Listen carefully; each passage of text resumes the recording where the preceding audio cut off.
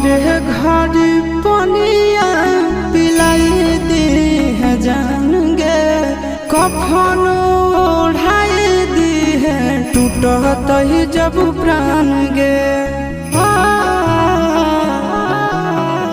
मोरे घर पनिया पिलाई दी है जान गे, कफन ओढ़ाई दी है टूटत ही जब प्राण गे।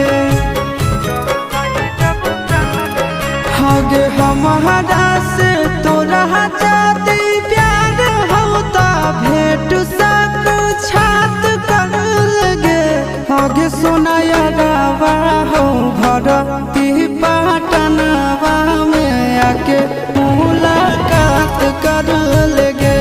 हगे सोनाया रावा हो भरती पाटन